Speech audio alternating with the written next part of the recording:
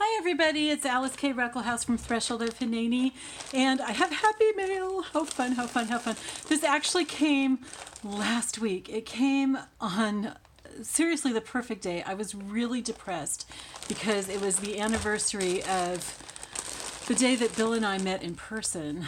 We courted for, I really can't call it dating because we didn't go out on any dates. We courted without meeting for 5.5 months before we met in person. And we already knew that we wanted to get married. We had decided that pretty early on. But we had decided at Bill's suggestion, and I thought this was so wise. And I really do think that it has a lot to do with the success of our marriage. He had suggested that we had been trying to work it out so we could meet, and it wasn't working. And then he said, maybe it'd be better if we don't meet for a while so that we saw each other on Skype and stuff, so we knew what we looked like. But so that we are able to build our relationship without the physical stuff getting in the way. And that was just, I think that was so smart. That was so smart. When we got together, then the physical stuff went like fireworks, but we definitely had chemistry. But we got to know each other so well that way, and we really, really loved each other, and I think that was a really good thing. Anyway, so that was the anniversary of when I flew out there and we met for the first time in person, and so that day was just really depressing for me, and then this was in my mailbox.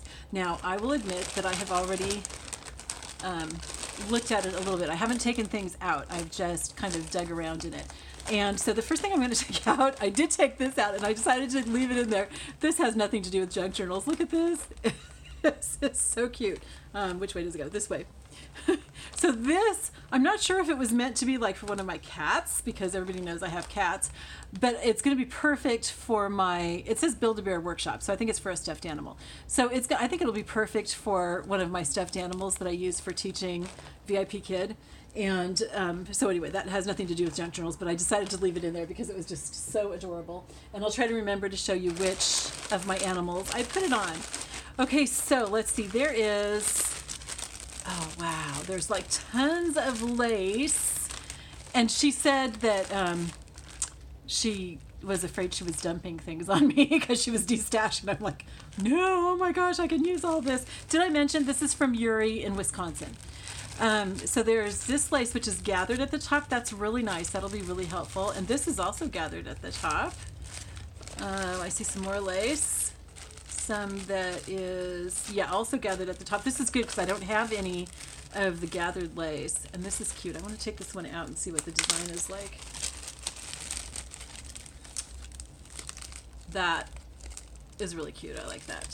Okay, so I love all these laces. Thank you so much, Yurri. Thank you, thank you, thank you. I can always use lace, you guys. There's never, ever too much lace. Okay, and then this is printer paper. Oh, a beehive.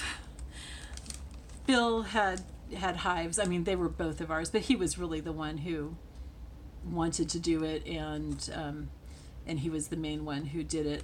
I went along with it and I got to enjoy it, but he was really and I videoed, we have a lot of videos of me videoing him while he's doing stuff.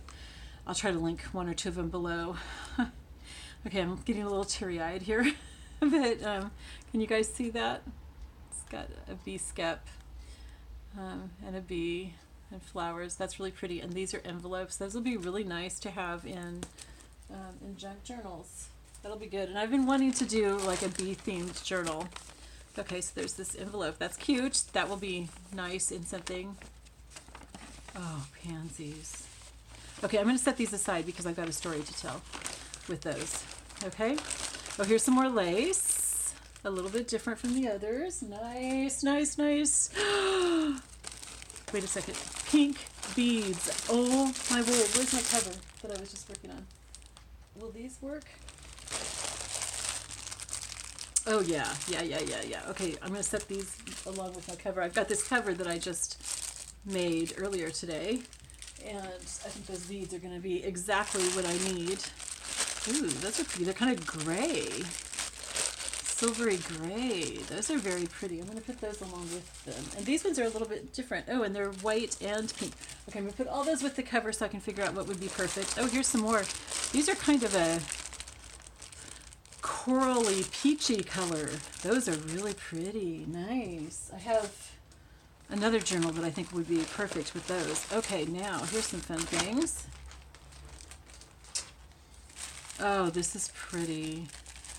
See, and I can have something under that peeking through. That's beautiful. That's really nice. And some more gathered lace.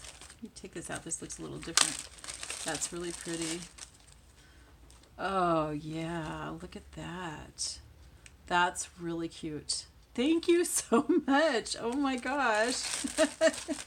You're not dumping on me at all. I love this. Oh my goodness. This is so fun. This, I will definitely use some of this in that journal also. I might even add some of this to the wedding journal that I did. The wedding journal that I did was for a friend, and part of my gift to her was that she could give it to me at various times to put pictures into it for her and stuff. So I can add other things to it still, and I think I will add some of this to her journal as well as to the angel journal. That is perfect. Oh, thank you so much, Yurri. That is so sweet. Thank you, thank you, thank you, thank you. I love you. Okay, so let me tell you about the pansies. I needed these right now. I needed these as a reminder.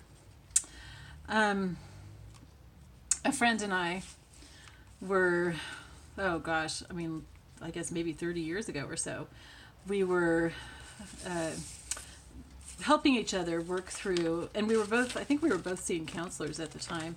We were helping each other work through and talk through some of the physical molestation and abuse that we had gone through at various times in our lives. And I lived in California at the time, in the Bay Area, Santa Clara. Oh, these are like plasticky on the back. I wonder if they iron on or something. So they're nice and stiff. Not stiff. I mean, like they bend and everything. But they have good body. Anyway, so I lived in Santa Clara Valley at the time, and you know, it doesn't normally freeze there or anything. And so, you know, you plant, it's like zone 8 or 9. And you plant things that you don't have to worry about them dying. You know, it's not going to get too cold or anything. Well, this one year we had a freeze, and it killed everything. And I lived in an apartment, but I had a pretty substantial garden area, and I had planted, oh, look, there's even like little beds, pansy beds. I had planted a lot of different flowers and bulbs and stuff, and I can't remember if it killed the bulbs. It killed them for that year. It was early spring, but they may have come back the next year. I don't remember.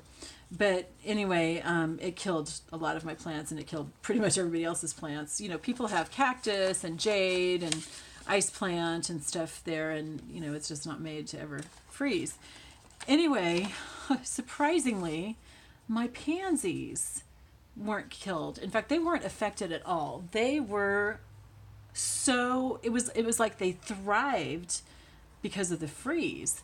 And you know, you think of pansies as being weak and wimpy. You know, we call a guy who's, you know, kind of wimpy, we call him a pansy. Or we don't, I've never called a guy a pansy, but people do. They call him a pansy. And so you think of pansies as being really delicate and weak and everything, but they aren't. They are so strong. They could handle a freeze just fine. And around here, since moving to Tennessee, where it does freeze and we do get a little bit of snow, they often will plant pansies downtown in the winter. And you see snow on them, you know, a little bit of snow.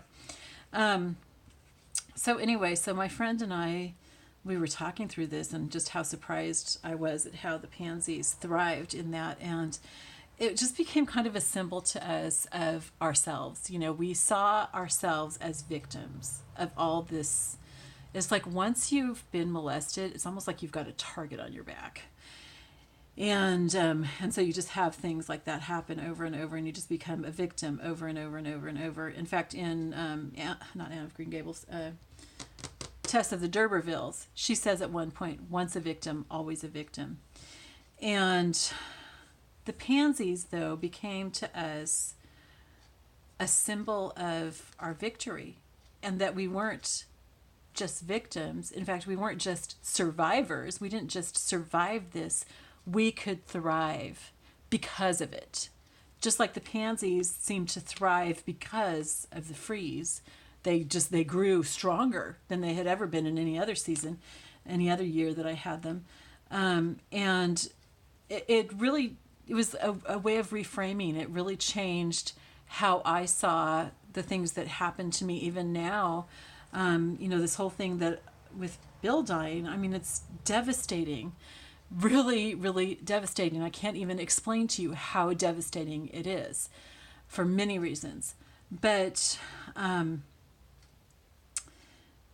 know that God is going to do good things because of it. In fact, he already has. He's already really blessed some people through things that I've shared about our marriage, about how God's getting me through it and stuff. But I know that there's going to be more. And in fact, the verse that has kept coming to mind for me since Bill died is the one, I wish I could tell you the reference. I'll try to remember to put it below. It's from John, I think, where Jesus said, unless a grain of wheat falls into the ground and dies, it cannot bear much fruit. And I just feel like something really important is going to come about because of Bill dying. I don't think that that's wasted.